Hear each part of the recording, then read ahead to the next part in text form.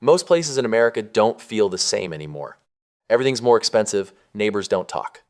Streets feel empty or somehow too busy at the same time. And that sense of community just isn't there like it used to be.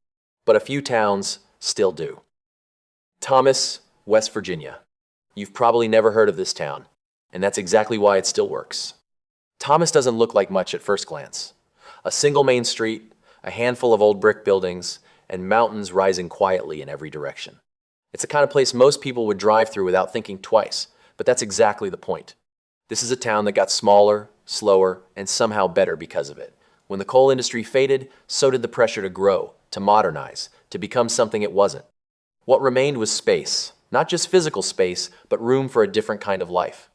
Over time, artists, musicians, and small business owners found their way here, not because it was trending, but because it wasn't. Rents stayed low, expectations stayed simple, and the town never had to perform for tourists or outside attention. It just existed, quietly, on its own terms.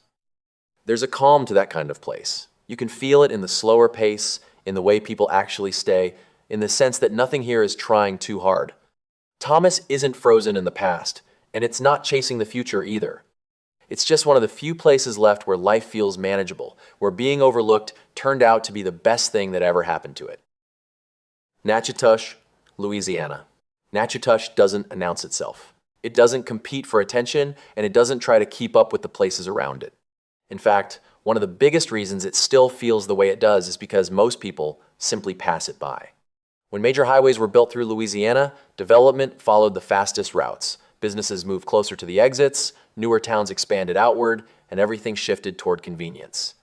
Natchitoches was just far enough off that path to be overlooked, and over time, that distance protected it. What remains is a place where life still gathers around the same streets it always has. Front Street runs along the Cane River in a slow, unhurried curve, old iron benches facing the water, crepe myrtles shading the brick sidewalks, small shop doors propped open in the afternoon heat. Nothing here was built to impress. It was built to last, and it did. Things move a little slower, not because they have to, but because there's no pressure pushing them faster. Conversations last longer. Familiar faces repeat.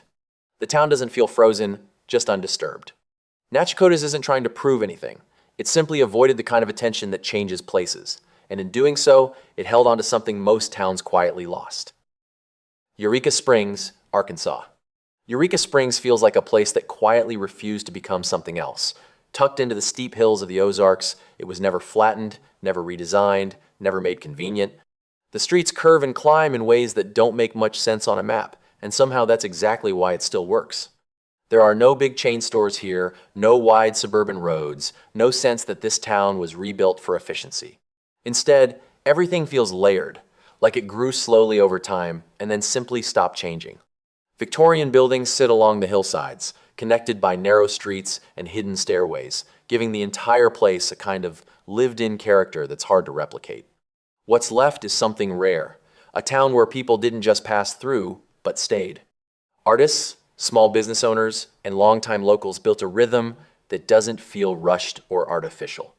You notice it in the way people move, the way conversations linger, the way the town seems to exist on its own terms. It's not perfect, and it's not trying to be. But in a country where so many places were redesigned to be faster, bigger, and more profitable, Eureka Springs feels like it held on to something quieter, something human. Ferndale, California. Ferndale feels less like a town that survived time and more like one that simply ignored it. Sitting just far enough from the main highways and major cities, it never had to rush, expand, or reinvent itself to keep up. And over time, that distance became its advantage. Walk down Main Street and everything feels intentional, but not in a curated way. The Victorian storefronts are detailed and colorful, but they are still being used, still part of everyday life. This isn't a place preserved behind glass, it's a place people actually live in, where history didn't become a display, it just stayed practical. There's no sense of urgency here, no pressure to build higher, move faster, or attract attention. The town didn't need to chase growth, so it didn't. And because of that, it avoided the kind of changes that quietly reshape most places over time. What you notice instead is how normal everything feels. People go about their day, businesses open and close without spectacle, and the town holds together in a way that feels steady rather than nostalgic. Ferndale isn't trying to bring the past back. It just never let it go in the first place. Leadville, Colorado. Leadville feels like a place that asks something of you before it gives anything back. Sitting more than 10,000 feet above sea level, it is not convenient, not easy, and definitely not built for everyone. And that difficulty might be the very reason it still feels the way it does. In most mountain towns, growth followed the money. Resorts expanded, prices climbed, and entire communities slowly shifted toward visitors instead of residents. Leadville sits just outside that pattern. Close enough to places like Aspen to be compared, but far enough to remain untouched by the same kind of pressure. Living here comes with trade-offs that are hard to ignore. Winters are long, the air is thin, and everyday life requires a certain level of adjustment. But those same conditions quietly filter out the kind of rapid change that reshapes other towns. What's left is a place where people are there on purpose. You can see it in the rhythm of the town. It feels grounded, not because it tried to preserve something, but because it never had the conditions to lose it. Leadville didn't resist change in any dramatic way. It just made change harder than usual, and in doing so, it held on to a version of life that feels increasingly rare. Galena, Illinois. Galena feels like a place where nothing needed to be reinvented. While other towns kept rebuilding, expanding, and replacing what came before, Galena simply paused. And over time, that pause became its identity. In the late 19th century, when the local economy declined, growth stopped almost overnight. New construction slowed, old buildings were left standing, and the town never went through the cycle of tearing down and starting over. What could have been a setback quietly turned into preservation. That history is still visible today in the most ordinary ways. Main Street descends toward the Galena River in a long, gentle slope, lined on both sides by brick storefronts that haven't changed their bones in over a century. The signage is different. The owners have changed, but the proportions, the windows, the worn stone steps, all of it is still there. Not restored for show, just used. There's a steadiness to that kind of place. Nothing feels rushed, nothing feels temporary. The town didn't need to modernize itself to stay relevant, and it didn't have to compete with anything larger nearby. It just continued at its own pace. Galena isn't trying to recreate the past. It never had to. It's one of the few places where continuity was never broken, where life carried on without interruption, and where that uninterrupted feeling is exactly what makes it stand out now. Port Townsend, Washington. Port Townsend feels like a place that learned to live without becoming what it was supposed to be. In the late 19th century, it was expected to grow into a major port city, a gateway shaped by railroads and industry. But when those plans fell through, something unusual happened. The town stayed small, and life moved on without the transformation everyone assumed would come. Over time, that missed future became its advantage. Without large-scale development, there was no rush to rebuild, no pressure to replace what already existed. The waterfront, the downtown streets, even the pace of daily life remained grounded in something earlier and more deliberate. Today, you can still feel that difference. The town doesn't revolve around speed or expansion. It feels contained in a way that makes everything more connected. People walk, conversations linger, and the boundaries of the town feel clear instead of constantly expanding outward. It's not that Port Townsend is stuck in the past. It's that it never had to abandon it. The absence of growth, the thing that might have once seemed like a failure, became the reason it still feels intact. In a place where the future never fully arrived, the present was able to settle into something steady and complete. Bisbee, Arizona.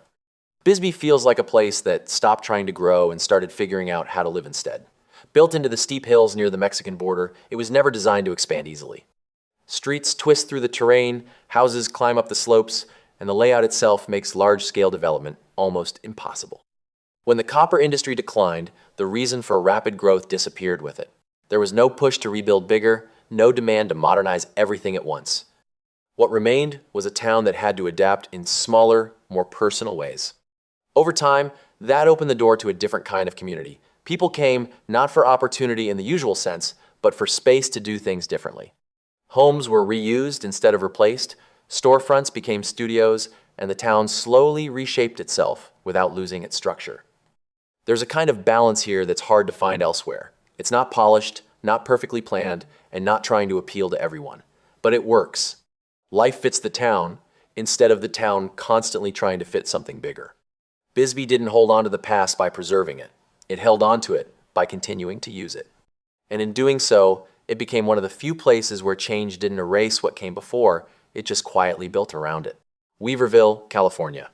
Weaverville sits deep in the Trinity Alps, far enough from the coast and the Central Valley that most Californians have never thought to go there. There are no direct freeways in, the roads narrow as you get closer, and the mountains make it clear this place was never meant to be convenient.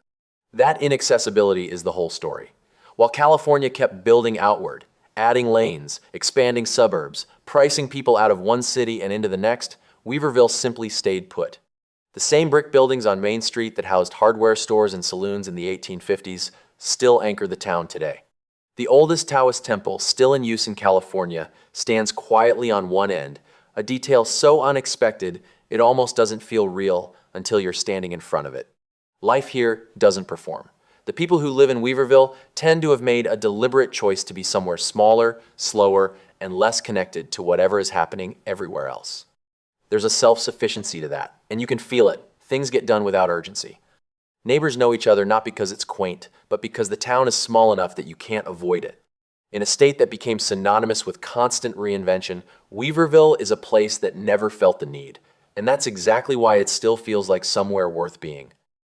Brattleboro, Vermont. Brattleboro feels like a place where people still choose to be involved. Not just present, not just passing through, but actually connected to the town around them. In many places, that kind of engagement faded over time, replaced by distance, routine, and a quieter kind of isolation. Here, it never fully did. You notice it in small ways at first. Independent bookstores that are still busy, local events that people actually show up for, conversations that don't feel rushed or transactional. The town isn't built around convenience or scale, it's built around participation. That changes the atmosphere completely. Instead of everything feeling interchangeable, there's a sense that what happens here matters to the people who live here. Businesses reflect the community, not just demand. Public spaces feel used, not just maintained. Even the pace of life feels shaped by the people in it, rather than something imposed from outside. Most places didn't lose their sense of community all at once. It happened gradually, quietly, in the background of everything else. Brattleboro is a reminder that it doesn't have to. That if enough people decide a place is worth showing up for, it stays worth living in. That's not a small thing. In a country where that feeling has become genuinely hard to find, it might be the most valuable thing a town can hold on to.